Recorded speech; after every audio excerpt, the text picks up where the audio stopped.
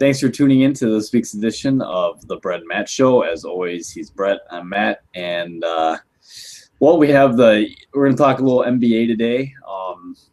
The Eastern Conference and Western Conference finals have been decided, so our matchups have been played out, and we're going to go over those series. We're going to save our finals preview for next week, so we're just going to kind of go over what we witnessed happened in these last two series. I guess we can just kind of jump right into it. We'll start out in the Eastern Conference where we had the Cavs versus the Atlanta Hawks. And, Brett thought that the Hawks would win this series, but I can't give him too much crap because I thought the Rockets would win the series out west. But back to this series, Game 3 went into overtime, I believe, if I remember right. It was competitive, but I don't know. The Hawks I felt like they just weren't hitting shots. And, they had a ton of injuries that happened. Carroll got hurt in the first game. Crover got hurt because of Dellavedova. As a scrub. Delly. And then in Game 3, Al Horford, who had like 14 points and a decent number of rebounds already, got ejected right before halftime for elbowing or trying to throw an elbow at Dellavedova, who dove at his knees. So that kind of just shifted that game. I just felt like the Hawks were being so good during the regular season. I thought they struggled a lot this postseason, and for the Cavs to sweep them, obviously the injuries didn't help that, but I just felt like they got exposed. And LeBron pretty much averaged a triple-double that whole series. They didn't really have an answer for him. And, I think it was Game 1. J.R. Smith went 8 for 12 from three-point range. Just lighting it up. The Cavs, the Cavs, going into these two series, you had the four best three-point shooting teams that were left. And, minus LeBron, who shot like 17% from three-point range. Everyone else was shooting, right around or a little above 40%, which is outstanding. And I remember watching the Bulls series against the Cavs, and Tristan Thompson was giving the Bulls fits. And I just thought to myself, the guy just works his tail off. And he was the same way against Atlanta, but I felt like Atlanta wasn't as tough as an interior as what the Bulls presented. But ultimately, Kyrie was hurt, and the Cavs had the luxury of even sitting him and not having to play him there for a few of those games. He came in the last game, and he wasn't asked to do a ton.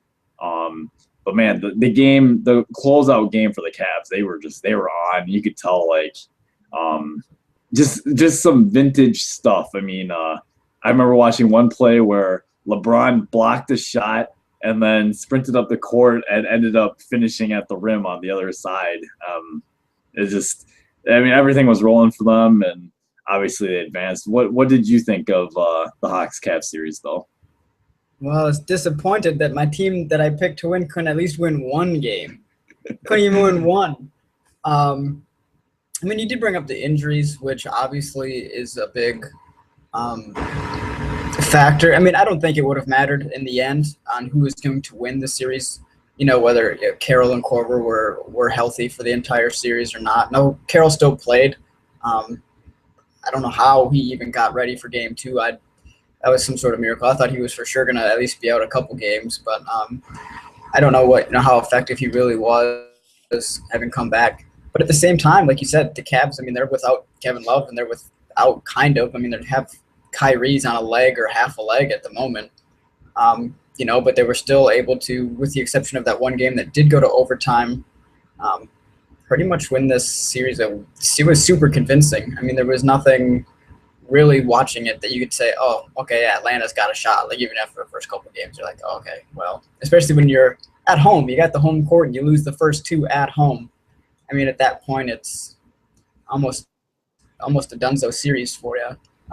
Game 3, that was their best shot to at least get the one victory.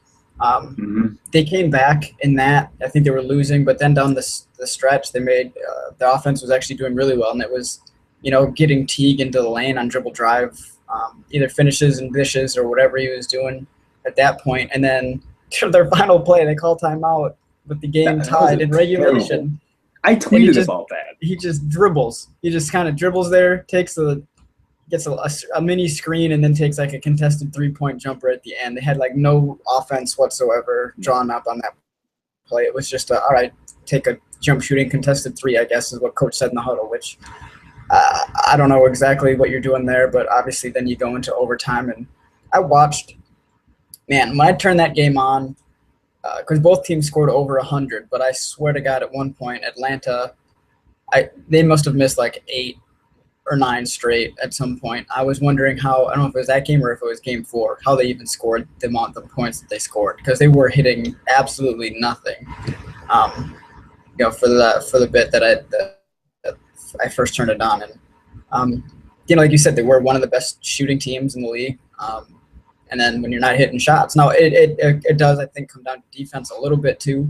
I think the Cavs, for as much shit as we've given them for how poor some of their players are defensively, Kyrie, that I think in the playoffs they have the best defense so far. And even guys like J.R. Smith playing defense. Playing defense. I mean, Iman, they got Shumpert is in there too. You can play. And you mentioned the guys inside are obviously tough. Thompson, and then Timothy Moskov. So it's a little surprising. I kind of almost wonder if Love not being there is the reason their defense is better, and Kyrie for that matter. Just those two guys who might have been like the weak points on defense no longer having to be there. It's like, oh look, our defense plays good now. Obviously, offensive versatility is lacking, and a little bit.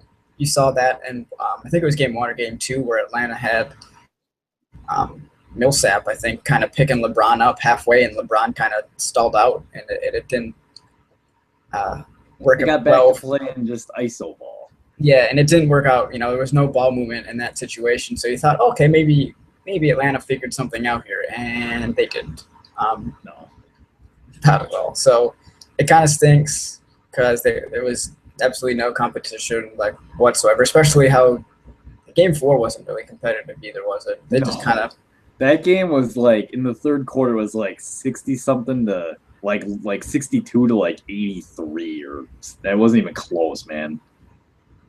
Yeah, so I mean, obviously it's just a big disappointment, but with those injuries factoring in, obviously LeBron is probably still, I know Curry won MVP, but LeBron's probably still the best player in the playoffs overall for everything he can do offensively and defensively, and all the versatility he offers.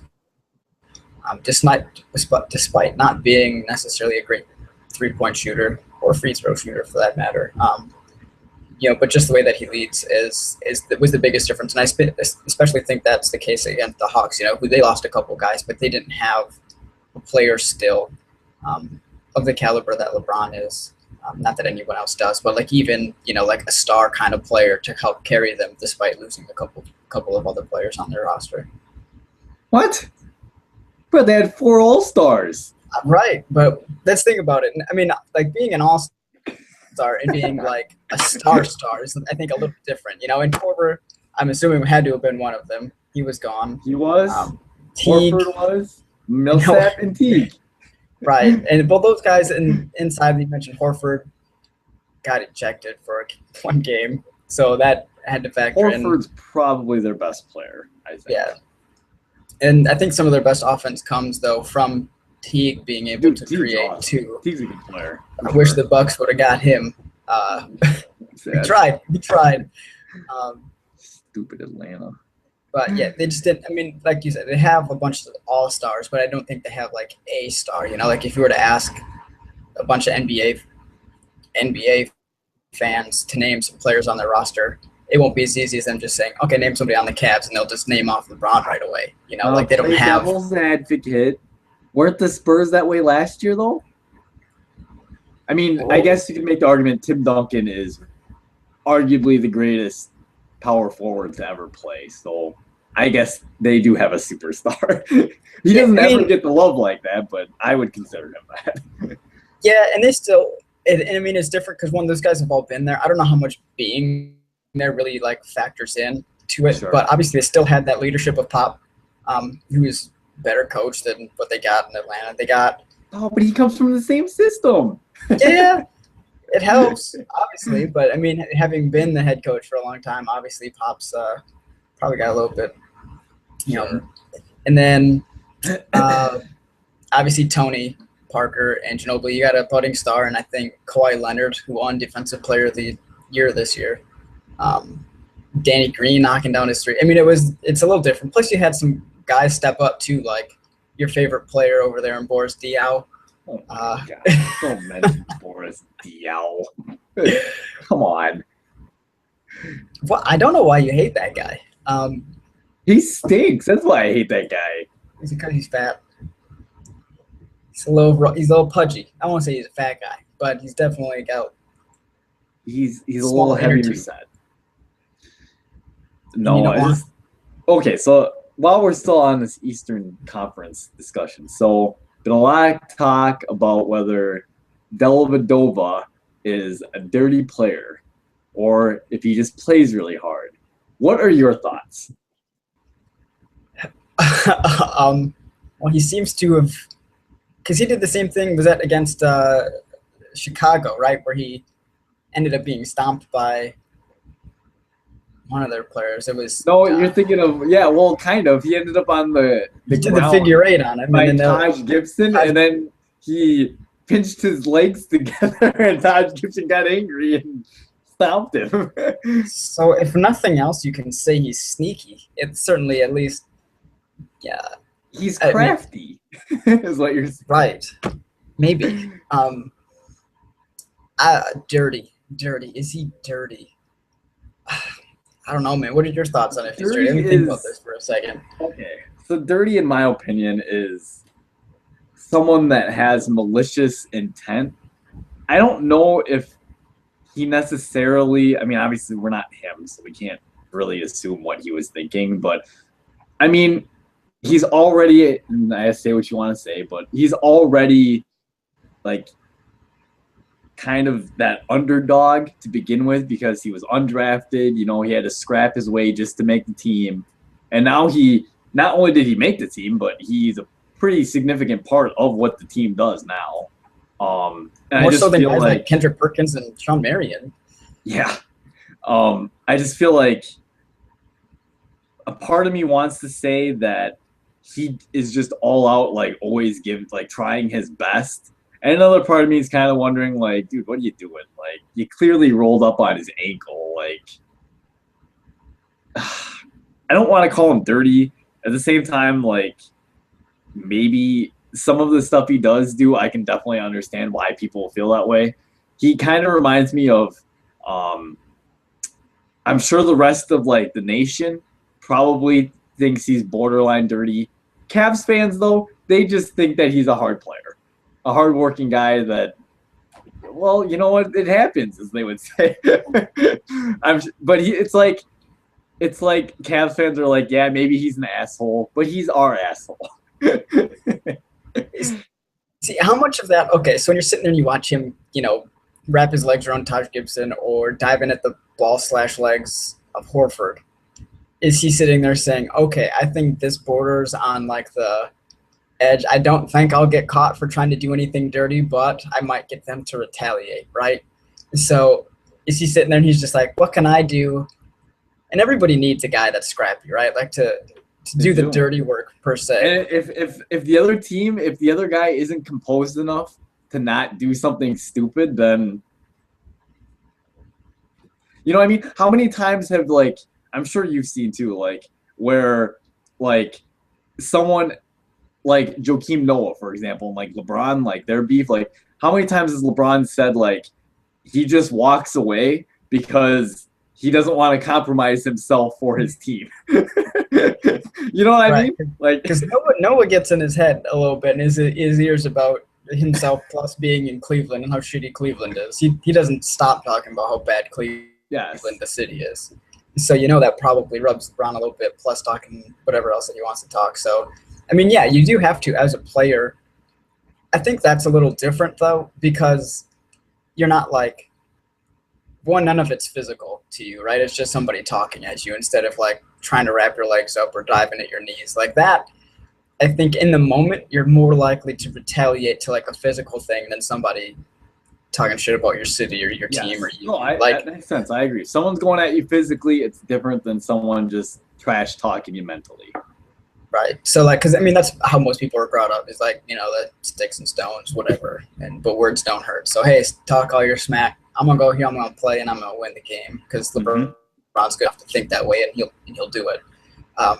But yeah, if somebody starts throwing some sticks and stones, you probably pick up some of your own. So Delly, though, within the rules there, because he hasn't really been disciplined for anything, right? He did. Did he get a? He got a tech. But I mean, like as far as like suspensions or anything like that, he hasn't. No. So, I mean, if nothing else, you got to commend him for being the smart one and being the one that's on the other end, still being able to play while the other guys are picking up flagrants, techs, and ejections.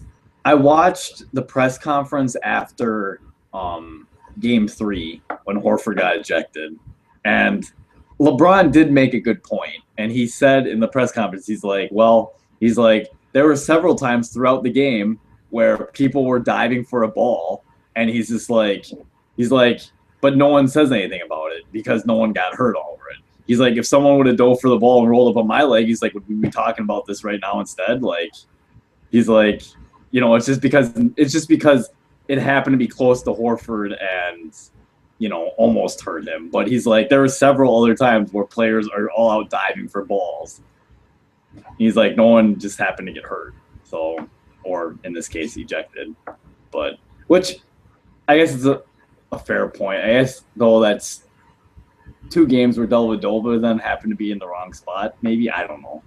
But, I mean, maybe that's just part of him going all out and doing it. Well, okay, one of them definitely wasn't him going all out. The leg wrap, figure 8, figure 4, whatever. He was no. Like I'm just talking about the Hawks games. Okay. That's something different. Right, yeah. Okay. So that was different. That's being intentional. But some of the other stuff, though, that he was, involved in, that might just be a product of you always just giving everything. Like if you're going to end up on the floor diving for balls, there's a good chance you're going to end up by somebody's legs. Because they're trying to probably get the ball too, running on their way. Maybe they just haven't dove yet. Maybe they didn't think they'd need to. But at the same time, I don't know. I mean, it's within the rules. It's not like he really break anything. Otherwise, he would have got some stuff called on him other than his involvement in some other stuff. So, yeah. But yeah, he's probably the Cavs are probably glad they're on his side and not on the other side, right? Yeah, that's a fair point. But yeah, nonetheless, just kind of wanted to get your thoughts on that. As for the Western Conference Finals, this is Brett's opportunity to gloat a little bit. I picked the Rockets, who, to be fair, at least the Rockets won a game. I also said the Rockets would win a game. And I was right. I got it in 5. I'll say I got that right. I don't want to talk about the Hawks prediction anymore. That's a terrible idea. Terrible. James Harden I really felt like, and you can call me crazy, I felt like the series was kind of over when, well, how do I word this? I didn't know Game 3 was going to end up as bad as it did for Houston. They got shit canned. But I really felt like a big gasp of like confidence and just like momentum was taken from the Rockets in Game 2. When James Harden turned the ball over and on an opportunity to win the game, he turned the ball over.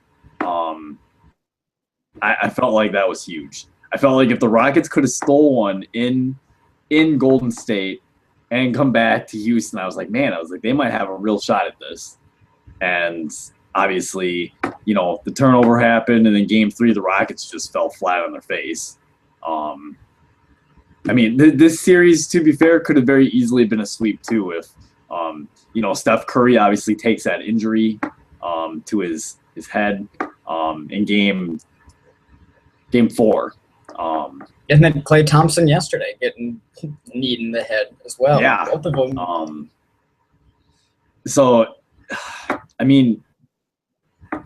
You had to figure I guess you called it. You called in 5. The Rockets were a good enough team to get 1, so you had to at least figure James Harden couldn't play awful the whole time. Surprisingly, I thought Dwight Howard actually played all right that whole series for the most part.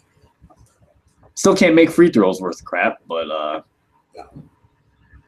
hey, I did give him his props last week. Howard, that is. Not on his free throw shooting, but overall just his ability and him being someone that we don't talk about enough, I think. No, he played, first playoff. He played really good. I actually went to it was the Game 3 that the Rockets just laid a goose egg. I actually went to a bar to watch that game, and me and a buddy were just hanging out watching it, and Andrew Bogut was just not doing good against Dwight Howard at all. Too bad James Harden stunk that game because Dwight Howard played good, but there was just no answer for him in the post really. Like you said, Howard deserves some credit. Unfortunately, this last game, James Harden had just a ton of turnovers. NBA playoff record 13. That's just unacceptable. You can't be as good as he is and do that. You just kill your team. Yeah, it was it's weird because you're probably getting like the finals, obviously MVP came down to Curry and Harden. You're like, well, throughout the season, Harden had to carry a team because they didn't have as many pieces. And when he's not playing his best, the team doesn't have the skill set around him to help carry the team. Whereas with Curry, he didn't play very good really in this last game. I think he had some issues too in the game where he got that concussion. Yeah, he didn't play. Yeah, you're right. But despite him playing, I think it was like 7 of 21 this last game, and Draymond Green was like 2 of 11.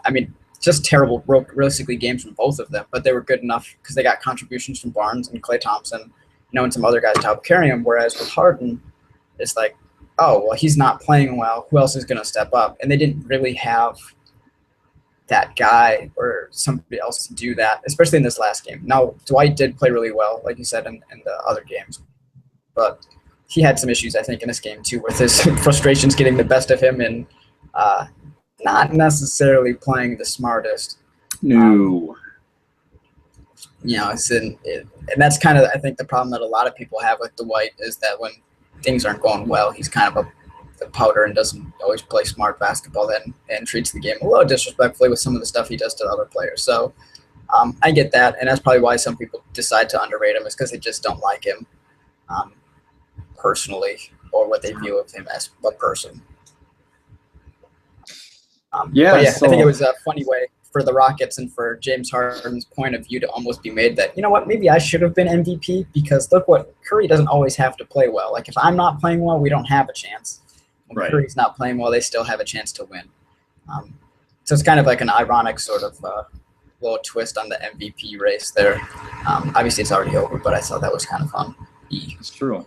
And what's funny is that even though, obviously Harden finished second, and even though Curry did win the MVP, sorry, Stephen Curry, I still think LeBron James is the best basketball player on the planet, but that's just my opinion. I don't know. Could you imagine if instead they switched places and Curry was on the Cavs and LeBron was on Golden State? I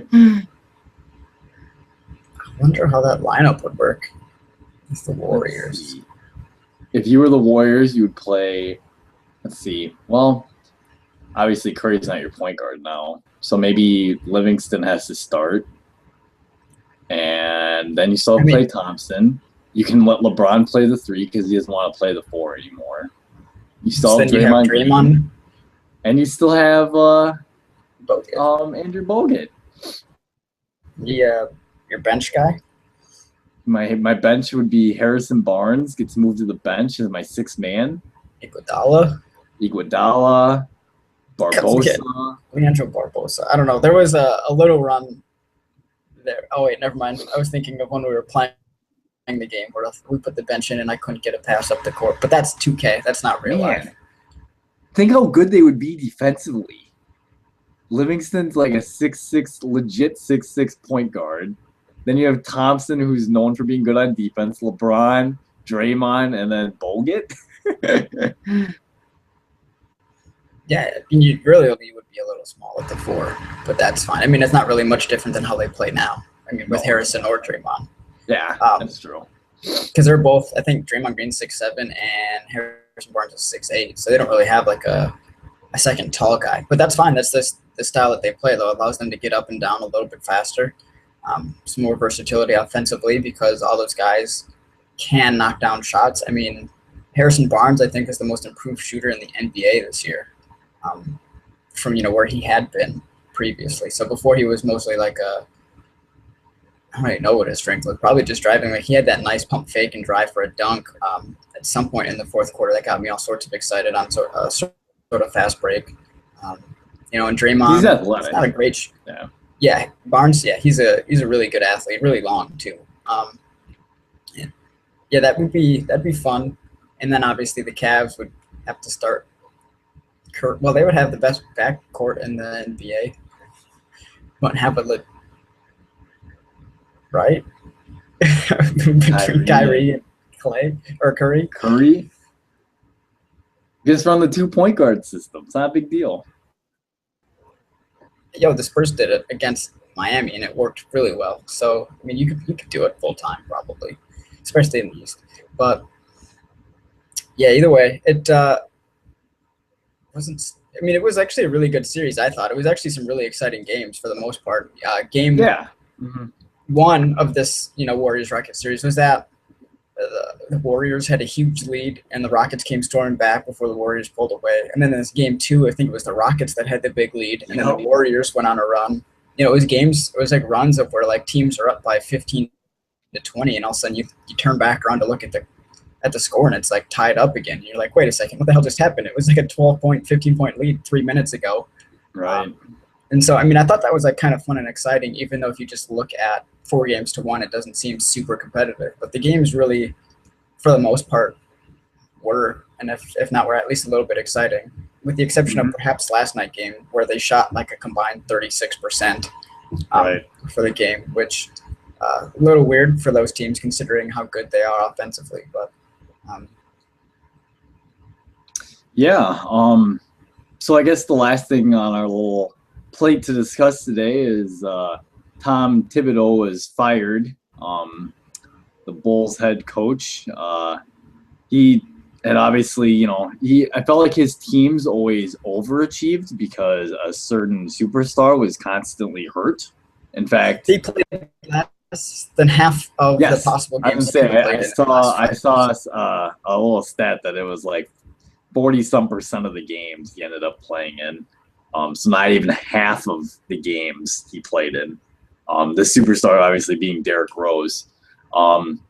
There was all sorts of rumblings that front office did not get along with Thibodeau at all, and it was just a matter of time before something like this happened. So I guess personally, I always thought Thibodeau had his teams compete really hard. Like I said a little bit just a second ago, I mean, they always overachieved. Just because front office doesn't happen to like you, I mean, doesn't mean the guy can't coach basketball, obviously. So if you're the Bulls, well, I guess first off, what are your opening thoughts about this? Well, it's not really a surprise. I mean, it's been like rumored for months now that this was probably going to happen if they didn't make it or win the finals. I don't know if I necessarily agree with it. I mean, there are some very good points to be made. Thibs plays his guys a lot. He gets his starters a ton of minutes, and they don't get a lot of rest. And then even during the season, their practices are always, really difficult sort of practices too. I mean, there are 2 or 3 different times where, but I think it was Luol Deng's mentioned it, Joakim Noah's mentioned it, where they came in just to kind of shoot around, and then Coach Thibs saw him down on the court, so he came down and just put him through a grueling workout. Which I'm assuming at other places it's not always that way.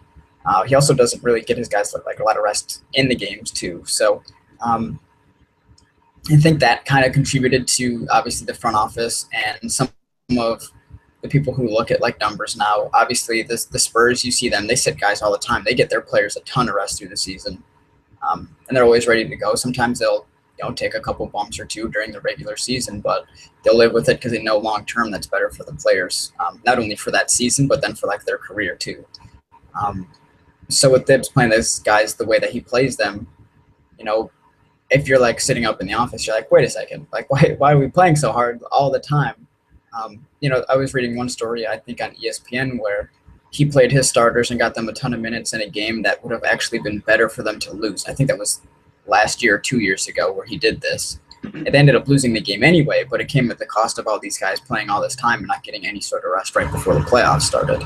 And they wanted to lose anyway because they would have got the seed to avoid the Miami Heat, in the playoffs. So I don't know. It was kind of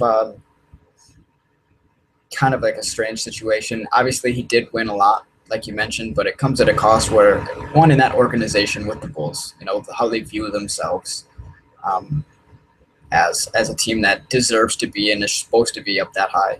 So you win, you meet those expectations, but then you have to win in the playoffs. And they've only advanced, I think, twice in the last 4 years. They've won a playoff series, one of them being this year. So obviously you underperform a little bit in that sense in the playoffs, where I think a lot of fans and teams, especially management, are going to get their excitement from that more so than winning regular season games. It's true. And if I'm Thibodeau, I would say that I wish that my superstar would be healthy so he would play all the time. So where do you think, where do you think do you think he ends up with the Pelicans like all the rumors keep saying? I have no idea where he might end up. I can't imagine. I know who the Bulls job somewhere. He should get it. Yeah, he'll get a job somewhere. Even Paul Pierce has said previously, how much of a role that he's played in those Celtics teams when they got the Big Four, and the sort of like defensive, culture and presence that he brought. So at the very least, as some sort of assistant, I mean, he's obviously got value because he does bring that intensity, to those guys and making sure that they understand how important, defense is and getting them to value both sides of the ball.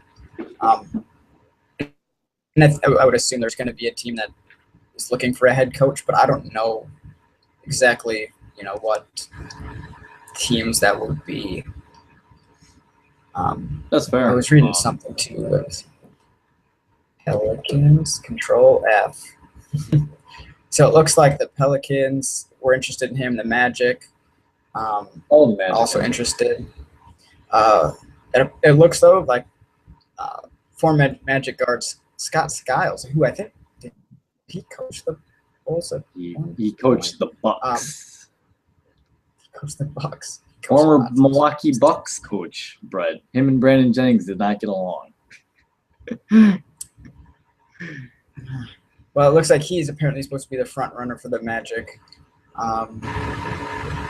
Also, let's see. It looks like in New Orleans, Jeff Van Gundy is apparently an option there, along with Warriors assistant coach Alvin Gentry. So, I mean, they've got a couple options, and I think it would be interesting to see. I don't know if they're worried, if teams are worried about how much he plays his guys like that, if you want to put him on like a young team, especially with some superstars like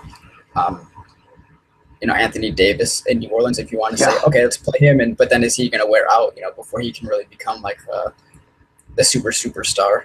It's true. If I'm New Orleans, I'm probably asking Anthony Davis who he wants as their head coach. Probably. So hopefully he decides to stay. Mm-hmm. Yeah. And then as far as the Bulls go, it's been rumored for a long time that Fred Hoiberg from Iowa State would be the guy that they're targeting. Wow. And if that you would watch be college big. basketball, I mean, obviously that would be a totally different style offensively. But I think Yeah. it'd almost be more like an NBA team's offense. You know, they play the up and down, fast type of game. Yep. They shoot a lot of threes, which Yep.